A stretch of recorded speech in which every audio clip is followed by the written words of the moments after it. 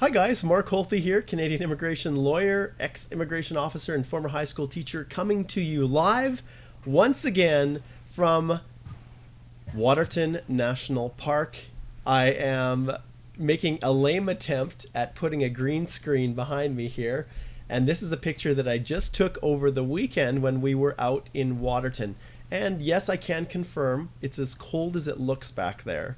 But I thought I would just give a whirl at putting up a little green screen. You can see it's not perfect. There's a little bit of pixeling around, but I think for the most part you can see what's going on here.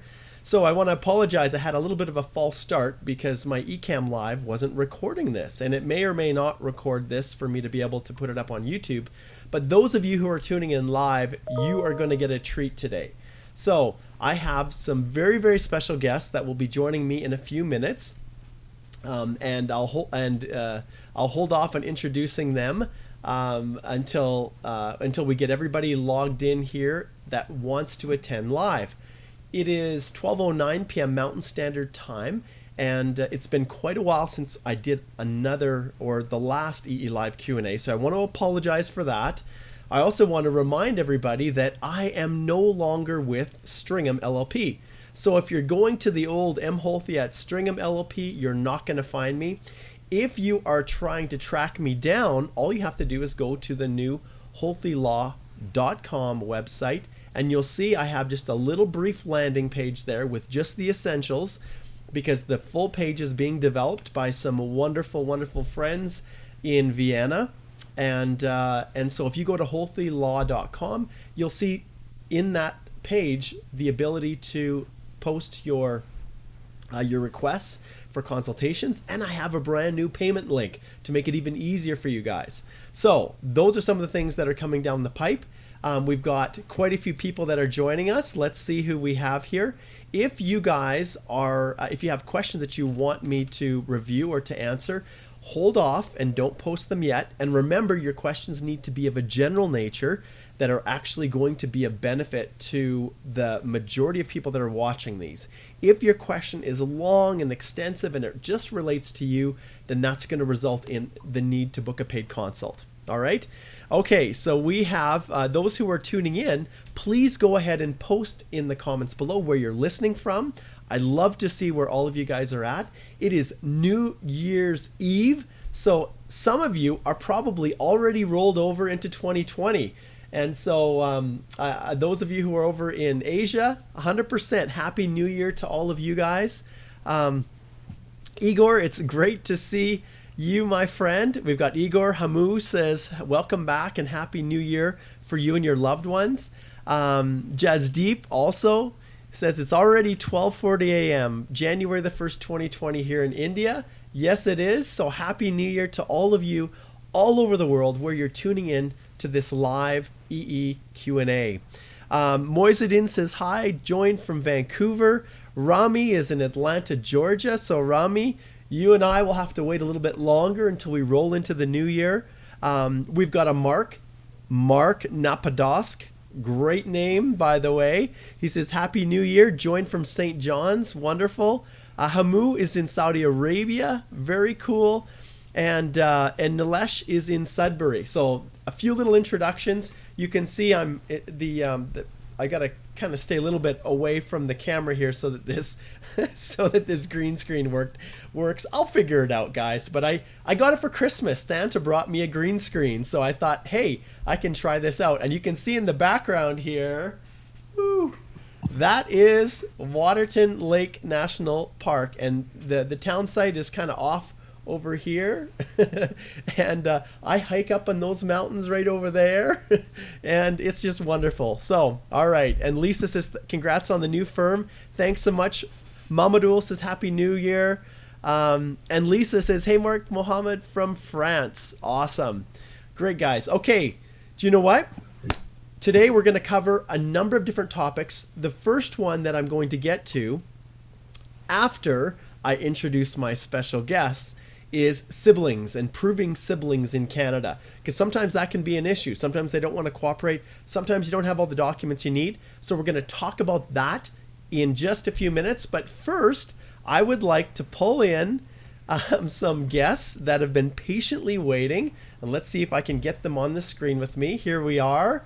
Welcome, welcome, Pawan and Sonia. How are you guys doing? We are good. Good. Mark. Awesome. You never know how this is going to work out when we're relying on the internet and you guys being on the other side of the world. Where are you right now? We are in Kerala, India. Excellent. In India. Yeah. Wonderful. So happy New Year to you guys. Thank you. Thank you. Same to you. Same to you.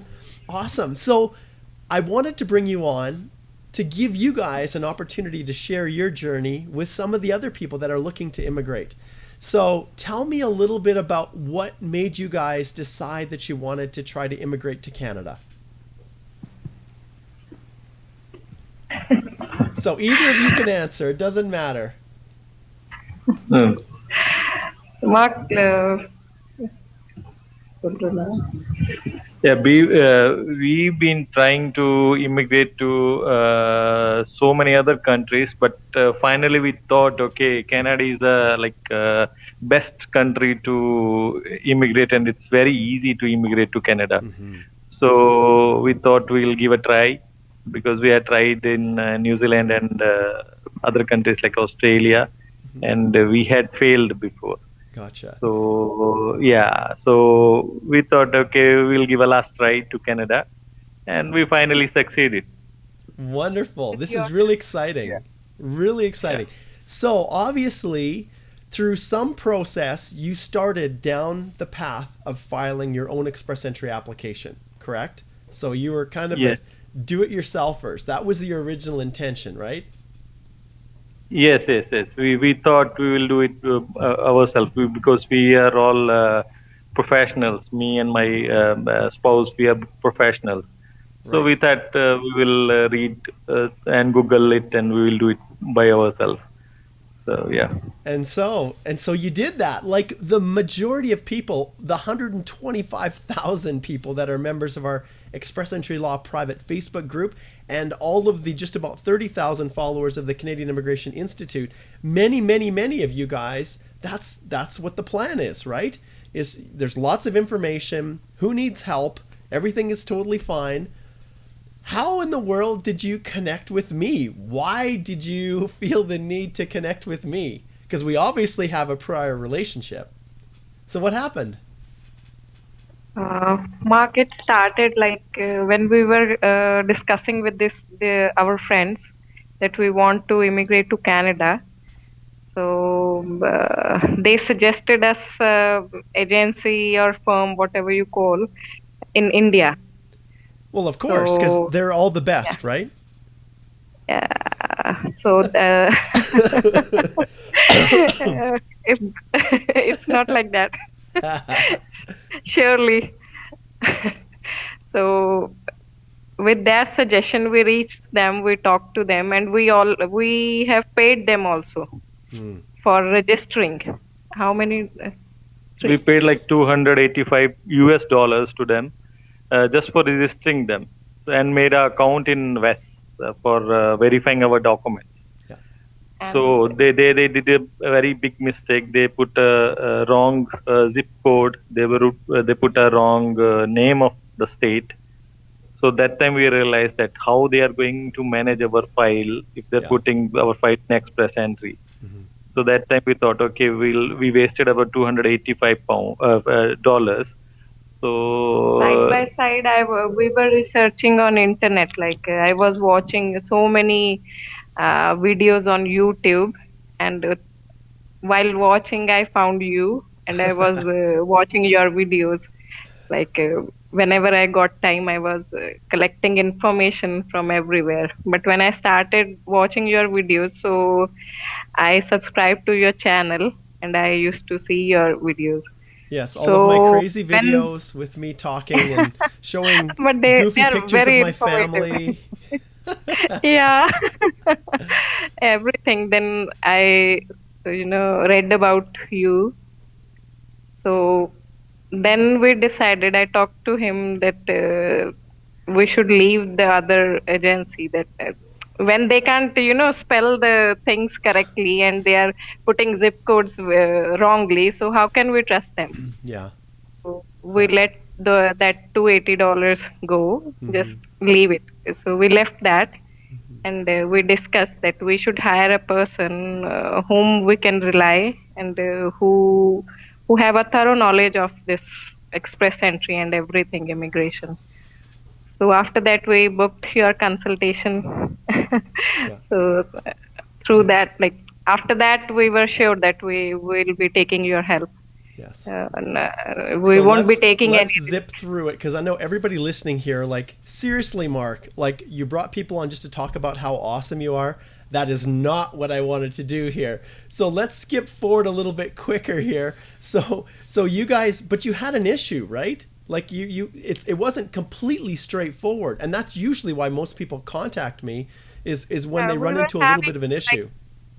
When with the other firm, whenever we were asking them that we want from where we should get this document done or something, so they were not having any clear answer, no knowledge about that.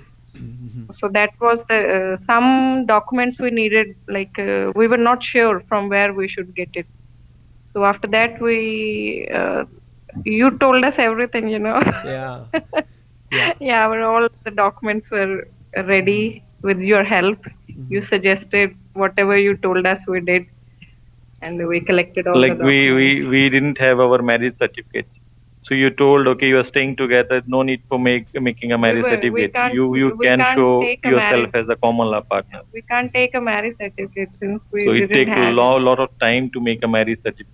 So you were suggested us to show as a common law partner. So we did that, and it worked out. Yeah. That's exciting. Yeah. Yeah. Yeah. And that's so common. People usually book a consult because they have a question about one little thing. And then once they get into the consult, then we talk about everything, even things in most cases that people didn't even realize were important. And so it was an absolute pleasure to connect with you guys and all of the other clients that I've worked with over the past few years. And because of this experience, working with people like you all over the world, that's why I decided to leave Stringham and go and start my own firm. And this virtual firm is going to be focused exclusively on helping people just like you. And it's all because of the experience I had, which was so positive. And so I'm really excited, and people will see in the coming year as the website unfolds and things develop. Okay, so you submitted. When did you get your acknowledgement of receipt? It was on 3rd May. May 3rd. And then when did you get your visa in your passport? When did you get that? We actually come to know that we completed our 6 month. Our file was in New Delhi. We completed our 6 month on 3rd of November. We raised a web form and they told your file is done, but you wait for your email. So we got a confirmation email on 18th of November, and we got everything stamped, visa, everything COPR on 3rd of December. 3rd of December. Very cool. And when are you traveling? Where are you planning on going? Actually, we are planning to go to Calgary, Alberta. Woo! Alberta. Yeah. Yes. We'll come to meet you. We'll come and meet you. Absolutely. Yes. Yeah, so that's a 100% guarantee. We will connect in person. Yeah. So we are planning to come in March after the cold season settles. Fair enough. Well, you better wait till like May then, if you're waiting for the cold season. No. Our medical will expire on 20th April, so we have to come. So you have to come. Well, that's so exciting. Yeah. I'm so happy for you guys. You know, to think that you've tried all those other countries and Canada had an open door for you. And just, you know, for me to have even a small little part of that is what makes everything just so worthwhile. This is why I love practicing immigration. When I could have done mergers and acquisitions in the big national firm I left, I could have done tax law, these other areas that actually pay money. But this area is the one that pays more than money, in just the satisfaction in knowing that I've had a small little part to play in people's lives improving for the better. So thank you so very much for joining me today. Okay, if you have one piece of advice that you could give the listeners who are watching live and those who will watch this as a recording on YouTube and on Facebook, what would you advise them about this process? Because yours wasn't straightforward. It wasn't easy. You had to trust, especially relying on someone all the way across the ocean to give you advice. But what's one piece of advice that you could give the listeners? If somebody like we were having an issue with documents and all, if you have any person, if he or she is having any doubt in that, they shouldn't take any risk. Like nowadays the score is so high, it's better to consult you. That wasn't exactly what I meant. No, we are suggesting people like our other family members, our brothers, sisters, those who are trying. One of my cousin is in Canada. She's studying there. So I have told her, just finish your studies, take some experience, and go to Macaulay. That's awesome. Well, I definitely appreciate that vote of confidence. And there are lots of good representatives out there, lots of good immigration lawyers who know immigration, know express entry very, very well. But I appreciate that vote of confidence. And it was an absolute pleasure to work with you guys. Other thing is, during this period, we were in so many WhatsApp groups, so many Telegrams groups, and we were seeing that so many people are getting that ADRs. They are getting their, and we never got anything, like because our documents were like foolproof. And that is because of Mark Halty. We are not like saying like because he did so much work and work. All the letter of explanation. All the letters of explanation, everything was thoroughly done. So we didn't have any difficulty in getting through all this. That the time will be there. Time duration which will be there, it will be there. So that we have to wait because that process will take time.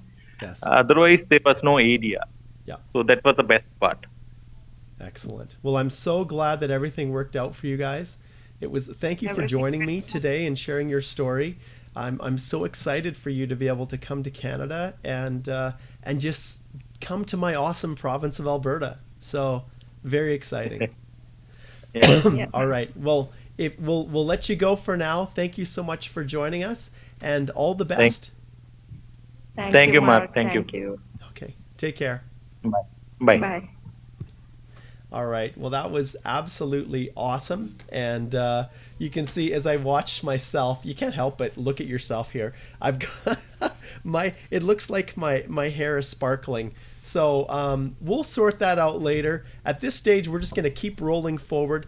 I'm so excited to have, it was so nice to have Pawan and Sonia join me. They're just great people. We did a review, the Silver Plan, and I was able to assist them with drafting their letters of explanation and going through all of that. And I just wanted to take a few minutes just to share with all of you their journey, their experience. And the reality is, for most people, they have consulted someone else. And then, for whatever reason, they find either the YouTube channel, the Canadian Immigration Institute, they find the Facebook, or whatever it might be, this whole massive community that we've built that I'm so proud of.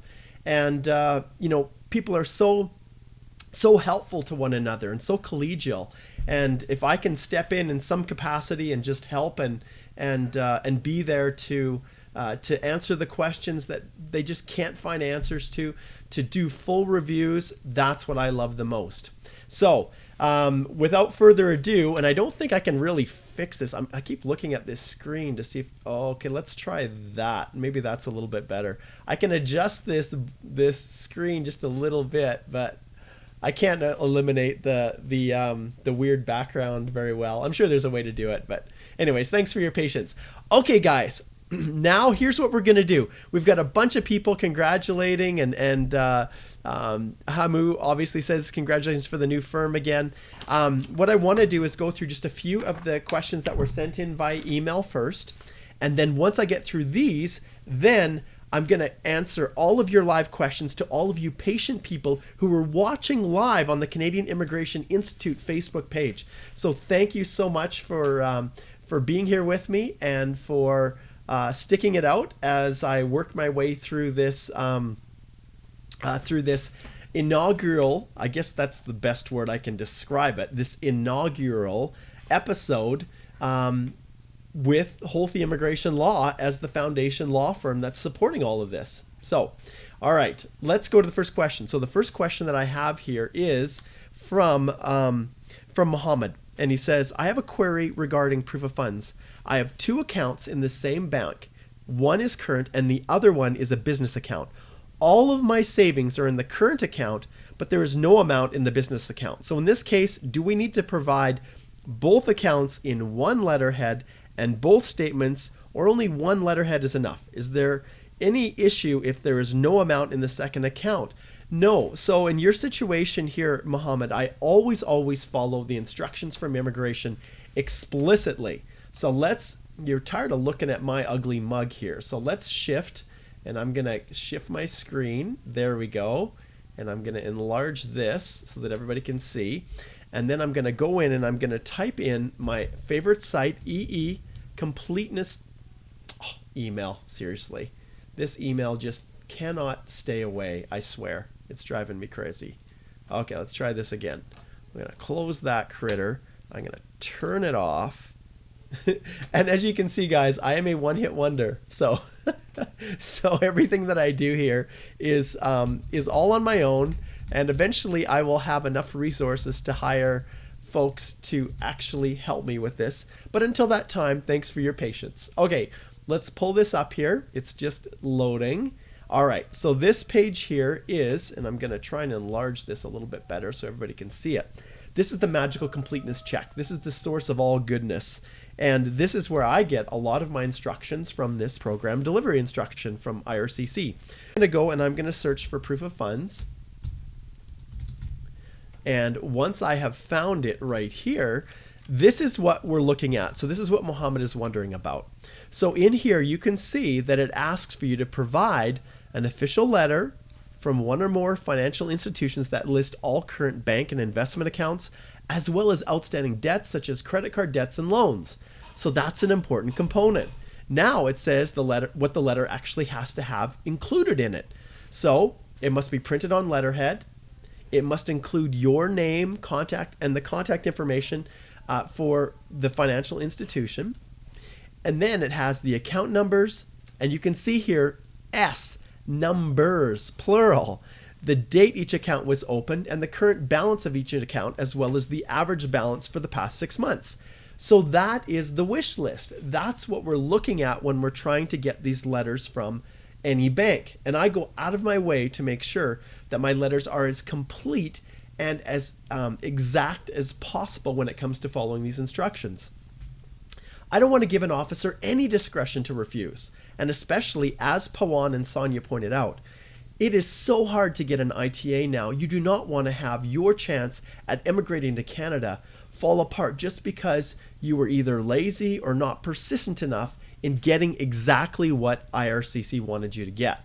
So if we go back in here, you can see that it does talk about account numbers, and it does about each account. So in short, the answer for Muhammad, yeah, you're going to include them both on the same letterhead.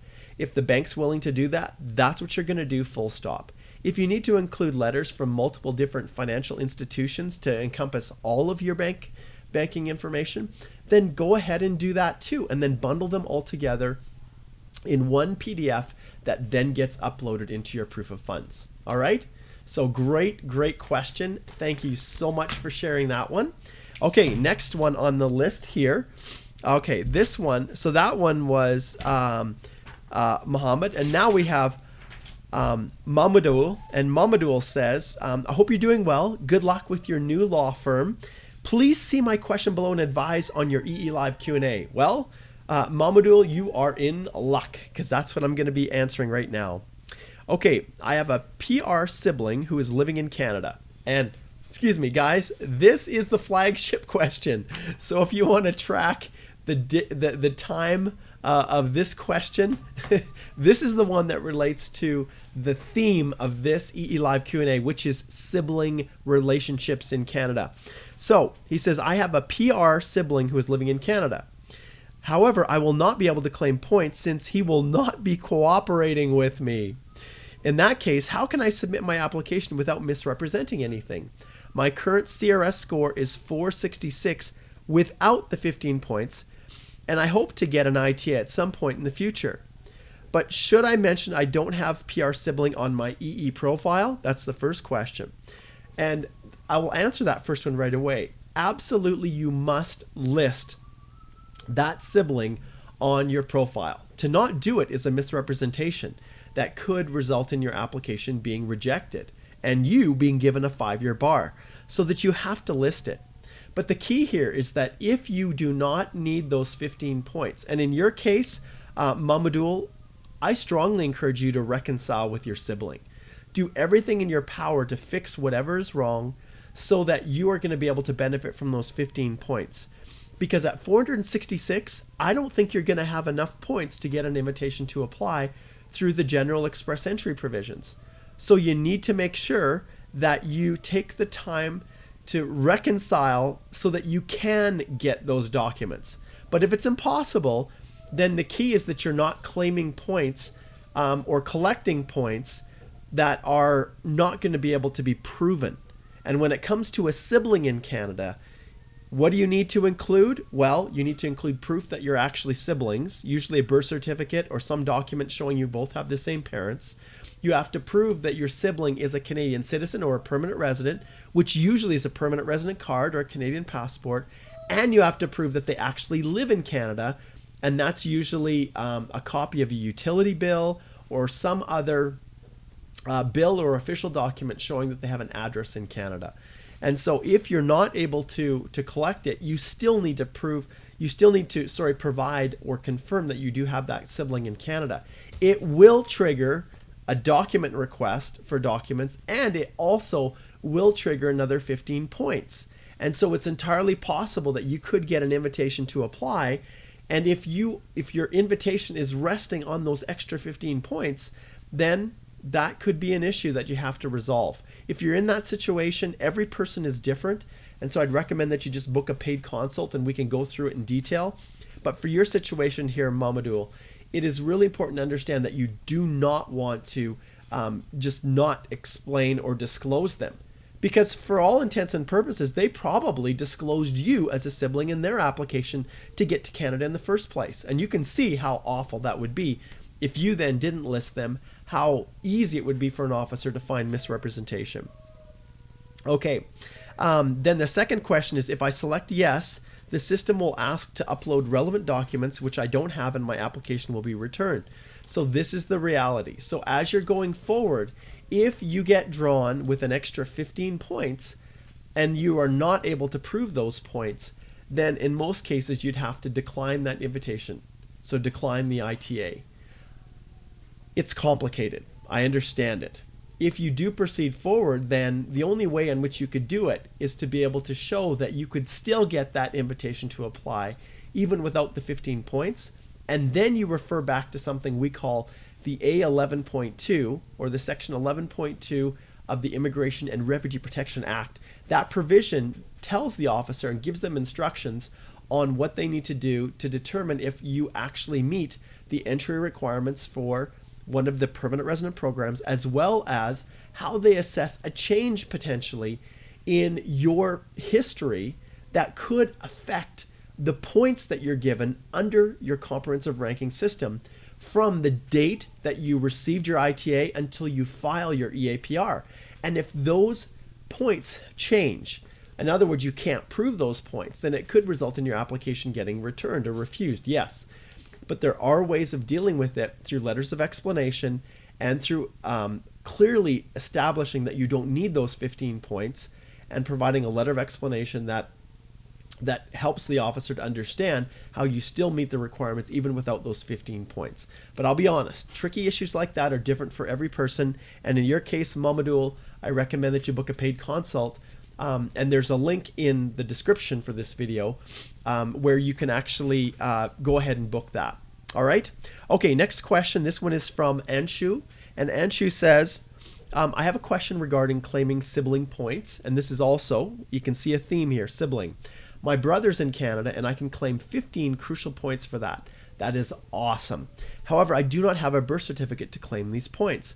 My question is in two parts. Is it possible for me to claim sibling points using a passport? Me and my brother have parents' names mentioned on the passport. Yes is the answer. Now let's shift back and I'm going to show you, okay? So we're back here. This time I'm going to pull up or search for sibling. And let's put here family member. Let's see if we can find where it is here. We'll skim down till we find this family member. Okay, so proof of relationship to a relative in Canada, including brother or sister, and that's what we're getting at here. So let's take a look at the examples, all right? So if you look here, you're only going to get CRS points if it's a brother or sister, but under the federal skilled worker program, you do get points under the adaptability section for other family members. And I'm not going to get into those right now because for most of you, you don't even need those points because you're not even going to get an ITA unless your points under the federal skilled worker program are already off the charts without that extra 5. Okay, so we're going to go forward here and take a look. So the documents required are set out here. So you can see this is what they're asking for right here. So if the applicant indicates, okay, that they have a family member, then you need a copy of both sides of the person's citizenship, like we talked about previously, Canadian birth certificate or permanent resident card to prove that they have status in Canada. Evidence that they reside in Canada, which we talked about, and you can see here, lease, mortgage, utility bills, and they must show their address, and it must be within 6 months. So don't submit something that's older than that. Your application will get returned.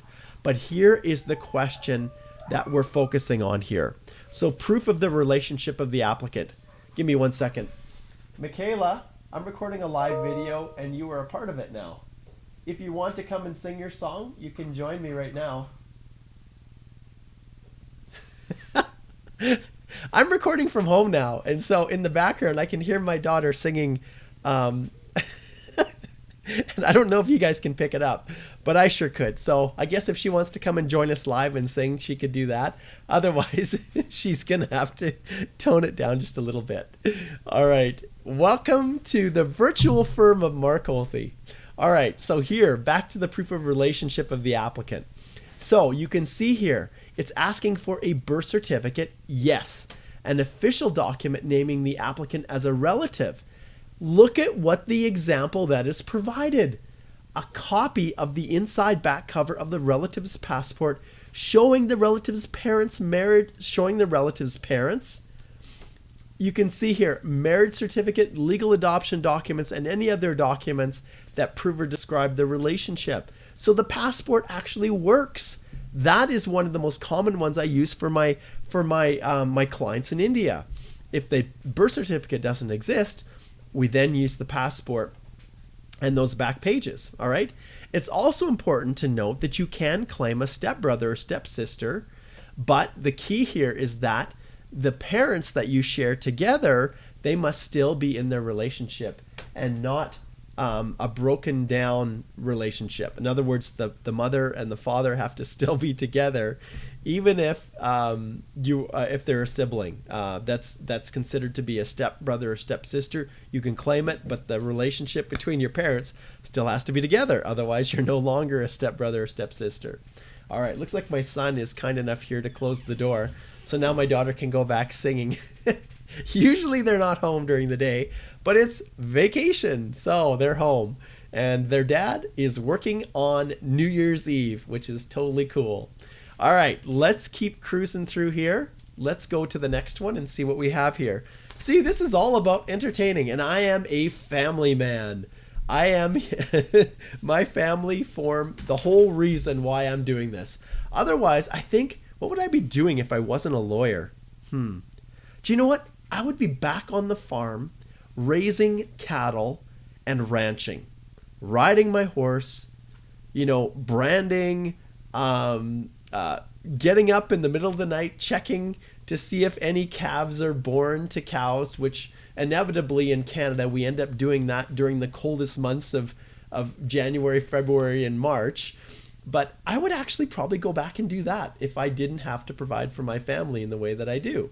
Now, as I indicated in the intro to this with that interview with Pawan and Sonia, I didn't get into immigration to be a millionaire. If I wanted to do that, I would have stayed as a big firm mergers and acquisitions lawyer where there was actually money involved. But in a world where I'm competing with the consultants, I have to be creative. And notwithstanding the years of education to become a lawyer, it's just a little bit different being an immigration lawyer. But I'm not in it for the money. I'm in it because of the satisfaction I get working with all of you awesome, amazing people. Okay, Lisa says, you're the most cool lawyer I've ever seen you rock. I've actually been battling the flu. I was in bed yesterday too, but nothing was going to keep me back from getting on here and doing another EE Live Q&A. Okay, I've got 2 more, and then I'm going to jump to answering you guys' live questions, so hang on there, guys. And Amir, congratulations and Happy New Year from Egypt. Amir, I'm going to be coming there middle of March. I'm on my way to Egypt. I am so excited. Okay, okay. This question is from Ankush. Please could you answer below the question in the next live session? After getting PR, is there any such requirement to stay at least 6 months in each year to retain PR or become eligible for citizenship? Okay, Ankush, that's a great question. That used to be the old permanent resident rules for maintaining permanent residence in Canada back previous to 2002 when the Immigration and Refugee Protection Act became law in Canada. You did need to show that you had spent half a year in Canada at least for every year. But that's not the case anymore. The rule is that you have to show in every 5-year period that you have spent at least 2 years in Canada physically present. And there are some exceptions to that, but I'm not going to get into those. So in your case, you can be out of the country for almost 3 years in a 5-year period and then come back to Canada and stay in Canada for the remaining 2 years and have enough physical presence to extend your PR card and to maintain permanent resident status. So, Ankush, great question. Okay, last question. This one is from Beck. And Beck says, I've just gotten my Ielts exam result and I'm awaiting my WES report to create a profile for express entry. My question is, I have 1 year experience as a research analyst where my salary was going to my brother's account abroad as I was paid in foreign currency with no tax paid at home. Afterward, I co-founded a small company incorporated in the US where I was working as a country manager at home. As a small startup, we had no large client base, but I had 1 client for which I was paid in cash. I would really appreciate it if you can let me know whether I can count this work experience. Unfortunately, if I don't include these 2, my CRS hangs at 450 and won't be enough. Beck, this is a classic example of where you need to book a paid consult with me because it's impossible for me to give you an answer as to whether or not this will work until I've reviewed everything. And when I mean reviewed everything, I mean all of the documentation that you have, everything that you've got to prove your work history, to prove the hours that you've worked, to prove that you were getting paid, and understand if you, and your situation here is fraught with problems. If your brother was getting paid, it's going to be pretty hard for you to show that you were working and getting paid. And that's one of the pillars of work experience. So in your situation, Beck, it's not something that I can give you a clear answer with. I recommend that you go to holthylaw.com and fill in the consult request form and send that to me, and we can go through everything in detail. And in all honesty, even with those of you who want to hire me for my silver plan to review your whole application to make sure that it's 100% correct before you submit it, even those I start with a paid consultation. So hopefully that helped. All right, Jasdeep says farm life is best. Growing vegetables is amazing experience. I agree. And even here in the city, I had a garden in my backyard for 5 years, but the soil was so bad. The water would just continue to flood in, and my soil is very clayey, and I could never really grow a good garden. And so I gave it up. So maybe one day, if things work out, I can move back to an acreage, run my virtual firm from the acreage. Now, with that being said, understand, guys, I have another lawyer, my first one of many, many, that has joined me, Susan Wood, and she works out of Edmonton. and I'm going to have lawyers that are going to be working for me across the country. So it's not just a one-man show, but it is going to be, and it is, a virtual law firm. Why in the world would I make you guys pay for a fancy boardroom, a big office? And Stringham's office was beautiful. It was so nice. But 95% of my clients were not in Lethbridge. So why pay for all of that overhead and pass those costs on to you, which make my legal services more expensive, when I could remove all of that, operate virtually, provide the exact same service, and in all honesty, even better, because of the new systems and processes I've been able to institute. Why not do that? It's just a no-brainer. So, all right, there we go. Okay, so those of you who are asking questions, remember that I don't have time to read through very, very long questions, and I see Mark has posted a long one. You need to shrink that down to something a little bit more manageable, because otherwise it uses up too much of my time reading through your story. Okay, so try to shrink this down, your question, Mark, and then I'll tackle it. All right, so now you who are watching live, you can post your questions now. Fazia says the background is looking awesome. Great, thanks, Fazia. Okay, while we're getting people to post, and remember, if they're too long, I'm going to skim through them. So we're starting at the comments for Mark, and then I'm going to work down through those. While we're waiting for that to happen, I want to show you guys a couple things, because that's what I do, that I did over the weekend. Now, you'll remember that we had, I talked a little bit about being in Waterton. So I wanted to show you some of the cool things. So here is another background picture. So this is a little shift off to the left. And I love my new iPhone 11. It is awesome. It is so cool. It has this awesome portrait mode. So there's that one. And then you can see the picture in the background here, if I can clear out of the way. That is overlooking the lake, which is beautiful. And then I'll show a couple more pictures here. This one here is my kids, and I just love this camera. The pictures are so awesome. And you can see there's a frozen waterfall in the background, but that's Connor, Jessica, and Michaela. They are the ones I love more than anything, as well as, and this gives you a feel for how cold it is. This is my wife, Deanna, in her nice new coat that she got for Christmas. And you can see she is toasty warm, and that's how we deal with it when it is cold. And up on that ledge overlooking everything, as you can see from this picture here, that ledge we were standing on was very exposed to the wind, and it was really cold. And what's up on top of that ledge?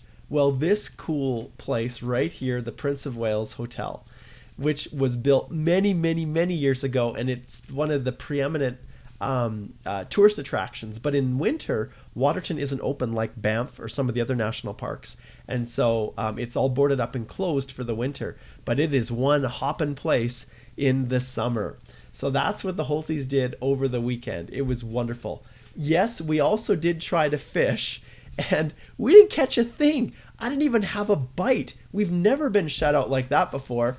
And so even though Connor and Michaela and so Connor, Jessica, and I were trying to fish, and we tried to record a live video, there was no fish this time. All right. And you can see my voice is starting to get crackly because because I'm a little bit battling a cold. Okay, so here, let's scroll down and let's see what the questions we have. Okay, so this one is from Adida Mola.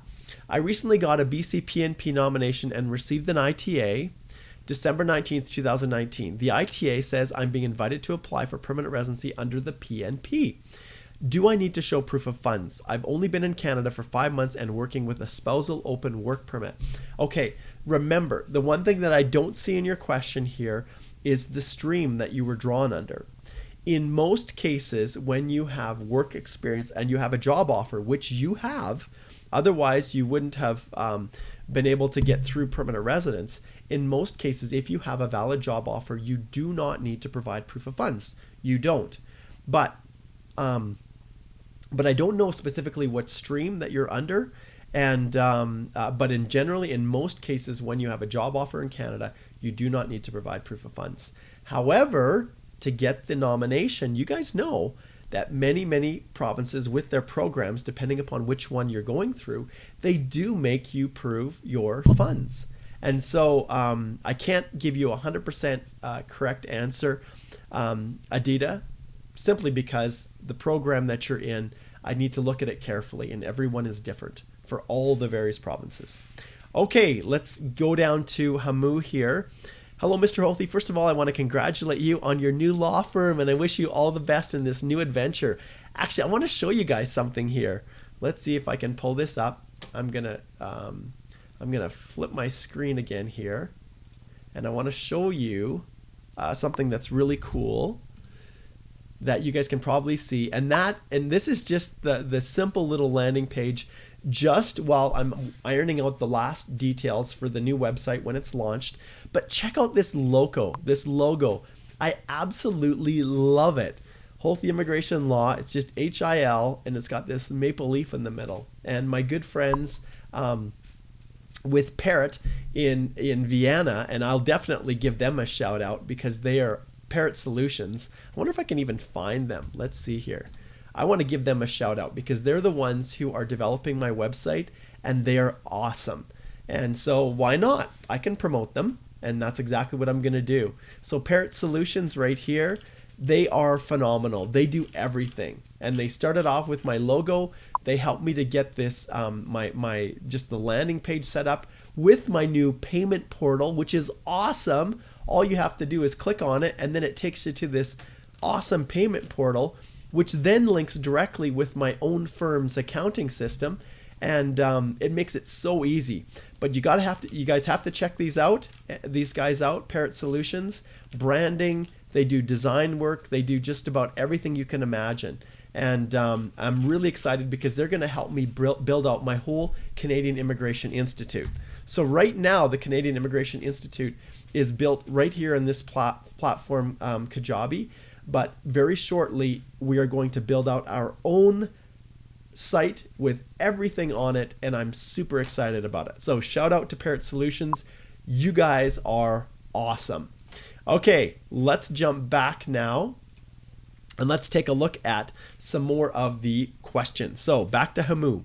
He says, I want to know if someone is applying for express entry with their spouse, which one should be the primary applicant if one of them is expected to finish their master's degree in a few months but has work experience that falls in Class B, or if the primary applicant should be the other one who only has a bachelor's degree but with a work experience in a NOC that falls in Class A. Happy New Year for you and your loved ones. Okay, Hamu, this once again is something that I'd encourage you to book a paid consult. We can go through and do the complete assessment. But just right off the bat, I want to tell you that whether it's skill level B, A, or 0, it really makes no difference at all. You're going to get the same credit for that work experience.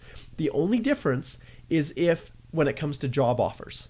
And if you have a job offer with a Canadian company and your NOC code is 00, then in those circumstances you can get 200 points for that job offer, whereas regular 0, A, or B NOCs, it's only 50. But in your situation, the NOC A or B is irrelevant. I see that someone is working on their master's. They're expecting to finish in a few months. Technically, then you're still at a bachelor's level. So now what I'm advising my clients, actually because NOC codes are important for many provinces, I'm actually advising my clients to submit a profile for each applicant. Normally, I never did this before, but if certain provinces are extending passive notifications of interest, like Alberta, for instance, in those cases, or some of the Atlantic provinces as well, in those circumstances, then it may make sense for you both to have profiles in. Because what's more important is the work history that you have. And then once the one applicant, and you didn't indicate which one, obtains their master's degree, then maybe they do have more points, and then their profile will get updated. But in all honesty, that's what I'm advising my clients now, especially if you do not have a slam dunk, a nice basketball reference, chance of getting permanent residence. Okay, I better get a drink here. And I also need to check and make sure that I do not have a consultation that I'm missing with someone else here. Now that I'm more of a one-hit wonder. Okay, let's see here. Okay. Yeah, I'm good. I've got lots of time here. Okay. Excuse me. All right. So back to the next question. This one is Shakar. Shakar says this question is about representing work history in Express Entry profile. I have a total work experience of 6 years. Okay, so right off the bat, if you meet the minimum eligibility requirements for the federal skilled worker program, and it's 67 points for that selection criteria, if you meet those 67 points with 3 years or less work experience, then when it comes to Express Entry, all you need to prove is 3 years. 3 years is the maximum that you're going to get comprehensive ranking system points. If it's less than that, then that can significantly reduce your CRS score. But 3 years is the sweet spot. Okay, so he says, I have a total work experience of 6 years, 4.5 years in Company A, 0.5 years in Company B, and 1 year in Company C. Should I show all 3 work experience under work history or just the work experience of Company A? And the remaining work experience in the personal history. Shakar, you've answered your own question. If you have sufficient work history with just Company A to get those 3 years, which you've indicated you have 4.5 years, then that's all you need to put in your work history. However, you absolutely must list all your work history and everything that you've done in the past 10 years in the personal history section. Some people make the mistake of thinking that they don't have to list it in the work history, so therefore they should list their personal history as unemployed. Otherwise, an officer will somehow think they're misrepresenting work history. No, no, no. Do not do that at all. You absolutely must list everything in your personal history. And then when it comes to work history and study history, you only need to list the experience that you want to claim CRS points for. All right? Okay, Masood says, this is a work permit query. Okay, Masood, this is Express Entry, but I'll humor you. Let's see. I'm going to file my closed work permit application through VFS from the UAE. My spouse is in my home country, and I'd like to know how I can apply for her open work permit and visit visa for my kids from here. Can I file an online application? Yes, Masood, that's exactly what you do. I do not like the application centers. I love online because then I have control over it. He says, Happy New Year and congrats on getting your law firm up and running. Good luck, Mark. Thanks, Masood. If you need assistance with the work permit, I offer reviews of work permits just the same way that I do for Express Entry. And in fact, my firm is going to be focused primarily on providing those reviews. That's what's going to be the flagship. There's always going to be exceptions. We always have work permit applications we do for all of our many, many business immigration clients, and those are not going to change. But for individual applicants who want to control their own process, reviews are going to be how we're going to help you. All right. Okay, next question is Rami, and Rami says, in the EAPR application, my marital status is legally separated. Okay, separated from my spouse 6 months ago and recently filed for a divorce. Should I file her information in previous married or in a common law relationship? Okay, I'm a little confused here. Your status is going to be legally separated. That spouse is still your spouse. You're legally separated until the divorce goes through. And so what you list them as is legally separated, but they are still your spouse. Okay. Okay, so let's go down. Now we'll go to Wally. Cheers, mate. You're doing some great help to far, far away. Love you, pro. You too, Wally. You too, my friend. Happy New Year. Fozzie says, cutie pick. Okay, Mark says, all right, here we go. Hi, Mark. Such a nice name. I did answer no to being refused a visa in my PR application. Okay, a certain number of years ago, my study visa got rejected, and I was reapplying again after a few weeks of rejection, and it got approved. Okay, so the answer is you should have answered yes. And Mark, I recommend that you book a consult so that we can go through that and see if there's a way that we can save this, because you did get it rejected. And no matter if it's Canada or any other country, you have to disclose, because those officers are being very, very cruel with these types of rejections, and they are routinely issuing 5-year misrep bans. So the only way to deal with it is to very quickly submit a new case-specific inquiry notifying of the error. before they come back and find a misrepresentation finding. So Mark, in your situation, I actually recommend that you book a consult for us to look at that right away. Earlier in December, I was attending my national meetings. As many of you know, I'm currently serving as the vice chair on our National Canadian Bar Association's immigration section. And every 6 months, twice a year, we go to Ottawa to meet with the government officials. And this is one of the items that we talked about, was the fact that the officers are using this misrepresentation ban as a sledgehammer, when in all honesty, these omissions are just so minor, and people are being issued 5-year bars, and it's just cruel and unfair. And our position is that there should be somewhat of a staggered, depending upon the seriousness of the offense. If they do have to issue a misrep, it should only be for a year, or return back to the way it used to be, which was 2 years before they bumped it up to 5. But fraud is serious, and they take it seriously. And so, Mark, I don't mean to be over dramatic or a fearmonger, but the reality is, if you've listed no in your application, then that could be seen as a misrepresentation if you actually did get a visa rejected, even if subsequently, just right shortly after, you got it approved, because it was still considered a rejection. Okay. All right. Okay, Hamu says, these pics just make me want to nail that Canadian PR even more. Absolutely, my friend. And you know what? Those of you who are actually in Canada, and I know many of you are now, I would love for you to share with me photos and images of beautiful pictures you've taken of Canada wherever you may be across the country. And I'm going to share my screen with you again here. And I'm going to go straight to my Canadian Immigration Institute. Oh, actually, I'm going to go to Facebook is what I'm going to do here. And I'm going to pull up, if I can find it here, the Canadian Immigration Institute, right where you guys are looking. I want to show you this as soon as it catches up to it.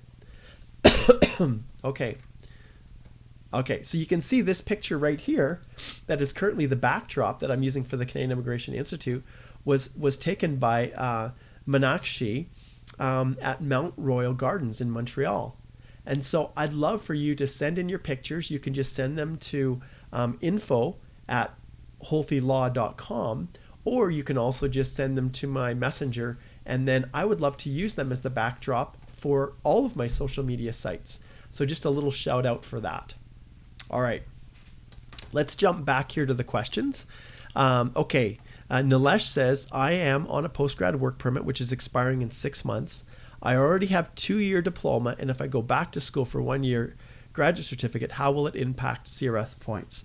Okay, the reality is Nilesh, it's not going to impact. If your graduate certificate that you're going to get is at a master's level, then yes, it can give you more points. But understand, you can't get another post-grad work permit if you go back to school. So you'll have to make it work then, or you'll have to have an employer that's willing to obtain a labor market impact assessment for you, because you can't go back to school and then get another post-grad work permit to keep working. So depending upon your score, and once again, Nilesh, I recommend that you book a paid consult for us to go through and develop a strategy before you make any rash decisions. But in your situation, remember, it's to get access to points for 2 or more degrees. One of them has to be at least 3 years in length. And if you only have a 2-year diploma, then another year isn't going to help you unless it's a master's degree. All right? Okay. And then Adita says, I'm under the federal skilled worker stream. Okay, yes, and that's fine, Adita. It comes back more to the PNP program that you're drawn under and how that nomination was issued. But I suspect Adita was asking about whether or not you have to provide proof of funds. If you have a job offer for the purposes of if you have a job offer for the purposes of express entry, then you don't need to provide proof of funds. In your situation, if you're drawn under the federal skilled worker stream, then it comes down to what's considered to be a job offer for the purposes of express entry. And I'm glad you pointed this out. If you were drawn under the Canadian Experience class, then you don't need a job offer. If you are, I shouldn't say drawn, it is drawn. If you receive your ITA under the Federal Skilled Worker Program, then you have to, if you have a job offer, then you don't need to provide proof of funds. So I'm assuming if you're on a post-grad work permit, that does not meet the requirements of a job offer for express entry because it's not an employer-specific work permit that you're working on. And so, Adita, in these circumstances, it's entirely possible that you do need to provide proof of funds given the fact that you're not drawn under the Canadian Experience class. So I would recommend, out of an abundance of caution, that you actually do make sure you have those proof of funds, because otherwise that is one of the eligibility requirements for the Federal Skilled Worker Program.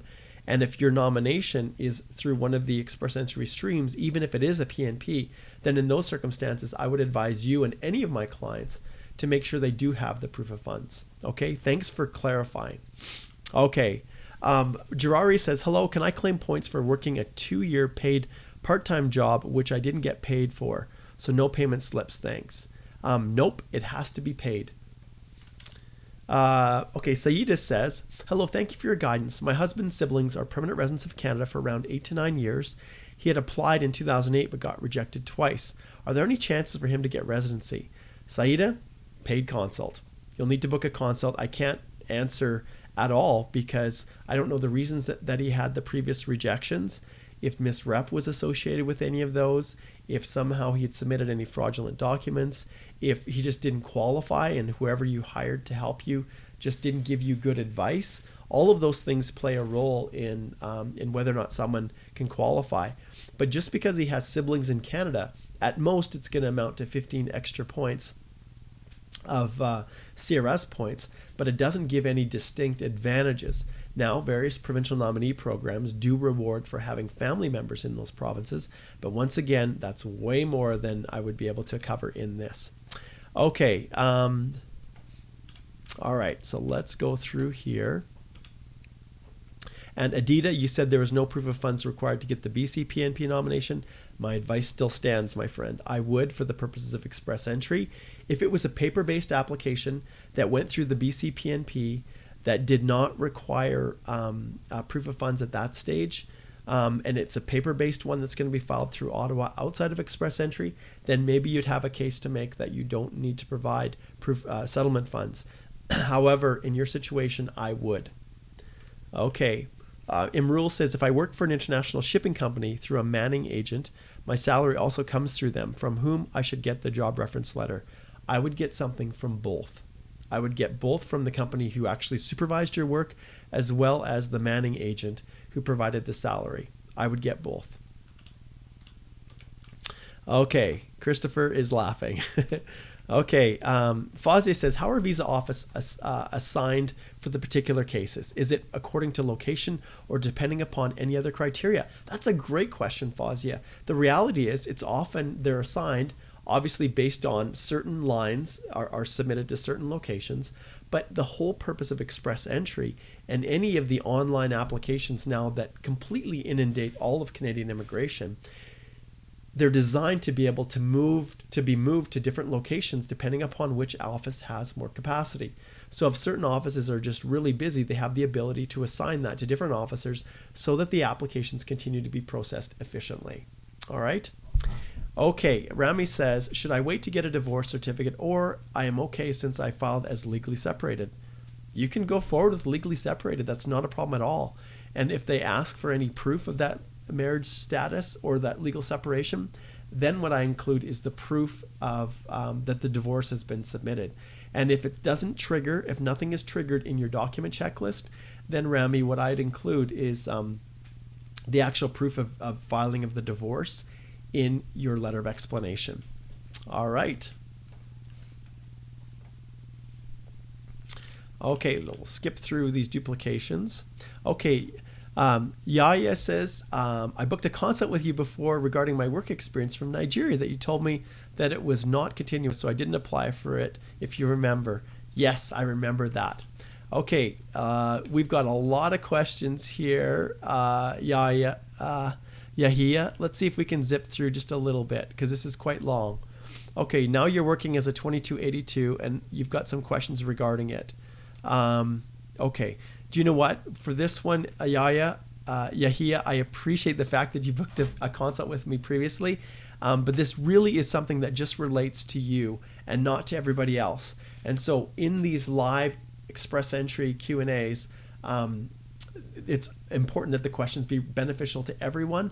Otherwise, you'd need to book another paid consultation. So I'm really sorry, Yahia. And as I look about this, it really comes down to the specific circumstances of your situation. Let's see here. I'm trying to see if there's anything I can answer. Yeah, it looks like this is something I'm going to really need to dive into deeper and specifically look at your reference letter, specifically look at what you're claiming, and then I can give you a direct answer. I don't think I would be able to actually give you something of value given the very limited and very specific nature of your question. Okay, Haru says, hello, sir, from Morocco. Hello, Happy New Year to you too. KS Rita says, I want to apply for a skilled-based immigration. Could you help me, please, for this? I would be delighted to help you. Go to the description in this video, go to healthylaw.com, fill in the consult request form, and send that off to me. And I would be happy to do a consult to guide you through the whole process. Okay, let's see here. Okay, Saida says, I'm a medical doctor currently taking my master's in internal medicine in Tanzania. My husband is an IT expert. He has siblings. Okay, he got rejected. Okay, same thing, Saida. We need to actually book a paid consult. Okay, Raheel says, how to apply in low Ielts band. Raheel, I can tell you that without high English, your chances of being able to immigrate to Canada are virtually non-existent. Okay, English drives everything now. All right, Haru says, I sent you an email, but unfortunately you didn't respond to me. Well, Haru, it's entirely possible that you may have sent it to my old firm. Remember, guys, right here, I'm going to just see if I can mess with this a little bit here. So right here, remember, this is where you go if you want to send a question for me to consider. So info@healthylaw.com. That's now how you reach out to me. Okay? And I also want to give a shout out to Mauricia Carr, who is my new intake person that I have hired as a first step in this massive expansion plan. And I know that a lot of people were waiting for me to actually post the job description and everything. I had hinted at it in a video, and Mauricia, who I've had a lot of experience with in the past, she was one of the moderators in my Express Entry Law private Facebook group. She was a past client, and I knew the level of detail. I knew that I could trust her. And so she was my very, very first hire on a very, very casual basis to help with the onboarding and intake of new clients. But I don't want you guys to be discouraged, because as this grows, I am going to be hiring many more people. Mauricia has her PR for Canada now. She's an accountant, and she's going to be looking for new opportunities in Canada, and this is just a part-time little gig for her. And so she's helping me to set the position up so that I can bring new people in and train them and onboard them faster. So don't be discouraged, those of you who are looking for the job opportunities, because Healthy Law will be hiring. All right, let's continue forward here. So Haru, make sure that you send it to info@healthylaw.com, and I'll make sure that I respond. And remember, if it's a question for EE Live Q&A, then I'll include it in here. But if it's something where you're just looking for specific advice, then it has to go via a paid consultation. All right. Majid says, hey. Okay, let's see where we're at here. Yes, Mark, consult booking is through my new website. And so like I had indicated before, let's see if I can find it. And I'll scroll back here. So if you just type in healthylaw.com, just like info@healthylaw.com, it'll take you to this page. There's a little bit of an explanation talking about my new firm, email addresses and things like that. But just schedule a consultation. You just fill in this information here, and then it will go directly to me, and then I will onboard it and get you booked up as soon as possible, Mark. Okay, we'll flip back here. Now this is Shakar says, I have only got my master's degree evaluated and not the bachelor's. Should I only show master's in education history and bachelor's in personal history, or show bachelor's in education history as well and then select no and ECA assessment? You can do it either way. It doesn't matter. You're free to put whatever you'd like in there. when you have an educational credential assessment, it often triggers the need for new or to provide the educational documents. But the reality is, for many of my clients, they only list masters in there in their study history, and if that's what they have for their ECA, whether it's Wes or whoever's assessed it, I've never had an issue with that. Okay, Nilesh says, thank you so much for answering my question. I've sent full details on your new email just before this EE Live Q&A. I will follow up next week to schedule a consult. Thanks once again. You bet, Nilesh. I look forward to connecting with you. Jarari says, thank you so much for answering my question. You are welcome, my friend. Hamu says, do you still offer the EE Complete Guide? I do, Hamu. And this is where, where I want you guys to know that for the first week in January, and always, guys, I'm going to post in the comment section. Let's see if that works right here. If you go to, and I want to share my screen. So if you go to the Canadian Immigration Institute site, and I've got a link in the description here that you can click on to go directly there. You go to individual guides and click on learn more, then purchase guide, and right here, the most popular, lifetime access. If you go to purchase guide,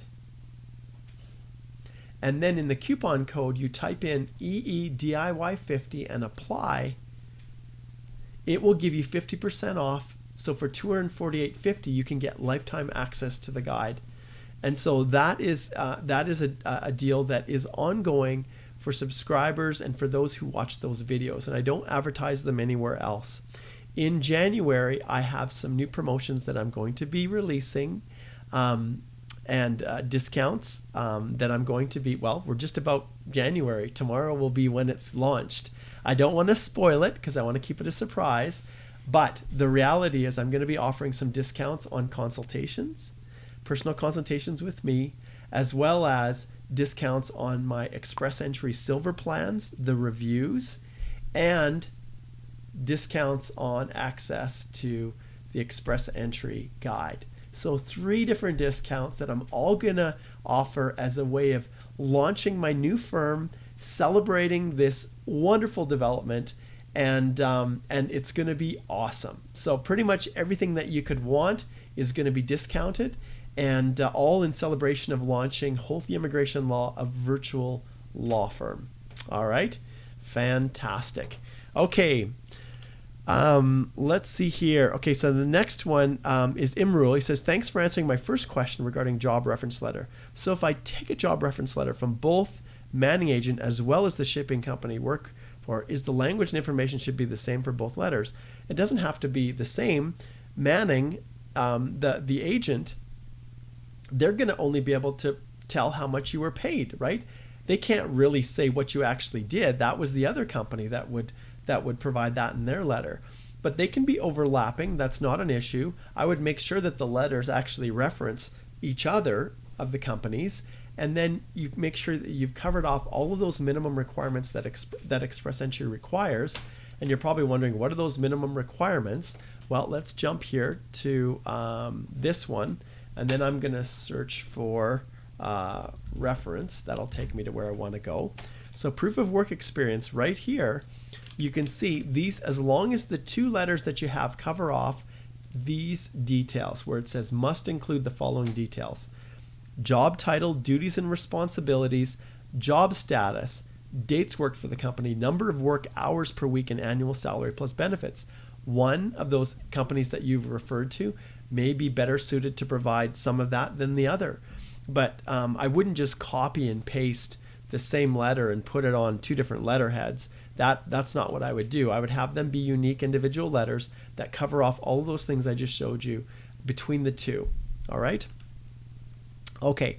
Lisa says, Dear Mark, if my personal history does not match with my social media account, does it consider as misrep? Thank you. Lisa, officers are looking at a whole bunch of things now, and they do have the ability to search you up on Facebook, to search you up on LinkedIn or anything.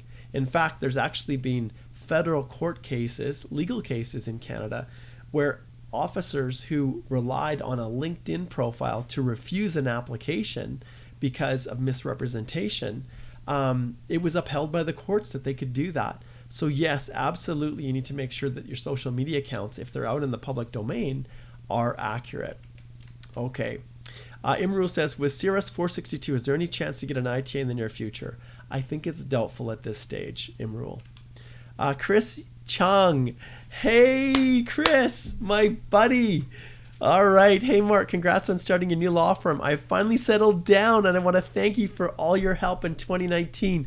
Happy New Year, and talk to you over email soon. Chris, you have to come and join me on my upcoming EE Live Q&A to talk about your experience, because yours was super tricky. It was super tricky. It was one of the more complicated ones that I did. So we got to talk about this, my friend. All right. Great. Thanks for leaving a comment. I love it when I have past clients who reach out and are still engaged in the community. So cool. Okay, 2 questions left. Shakar and Hamu. Shakar says, I have sufficient funds in my bank account to show the proof of funds. However, I have an education loan which is twice as much as the fund in my bank account. But the education loan is to be paid in the next 15 years. Is having education loan a concern? Shakar, no, not in and of itself, but it needs to be very clearly explained in a letter of explanation. When you have large debt, the key is to emphasize to the officer what the service level is. In other words, what your monthly payments are on that loan. If you have a loan like a mortgage, for instance, for a house, and you're not selling the house, you're going to have to continue servicing that debt, and your monthly payments are $10,000 a month because you have some mansion. Understand that an officer could look at that and say, well, your settlement funds that you have, if you can't get a job immediately in Canada to pay that massive debt, they're not going to sustain you for at least the 6 months that they would expect those funds to be able to sustain you, to get you on your feet. And so those could be an issue. But usually education debt, those loan amounts that you have to pay, are not as high, and it's a matter of showing how you have the ability to support and to continue servicing the debt load that you have. So in and of itself, it's not an absolute 100% barrier, but understand that it does play a role in how an officer assesses proof of funds. So Shakar, if you want to book a paid consult, we can go through things in more detail, but that's kind of how I would set it up. Okay, Hamu says, you just rock. The launching of the new firm really came to our advantage. Thanks a lot for everything. Oh, you are very, very welcome, Hamu. All right, guys, this is the end of my inaugural E-Live Q&A with my brand new law firm, Holthe Immigration Law. And you can stay tuned and watch for the new site to be launched at holthelaw.com. Remember, one other shout out I want to give you guys. Parrot Solutions is the company based in Vienna, but they have a team in different countries as well who are helping me to build my site. So Parrot Solutions, I'm so excited. Thank you so much for all of your support and everything that you do for me. So really, really excited to get this site launched. It's going to be right here at this location. But in the interim, if you want to book a consult, go to holthelaw.com, and it'll take you right here. You can book a consult, and super easy way of making that consult payment right through this payment portal right here. And so I'm really excited about it. For a 25-minute consult, the fee is $200. And then there's another $10 in sales tax. So it's actually $210 that I charge for that consultation. All right. Thank you so much, guys, for tuning in. It was an awesome EE Live Q&A. I'm excited to continue doing these more often, and we'll see what kind of backgrounds I do in the past. It actually wasn't too bad. It's kind of fun. All right, guys. Mark Holthe, Canadian immigration lawyer, ex-immigration officer, and former high school teacher, signing off, wishing you guys all the best as you navigate this crazy world that we call express entry. Take care.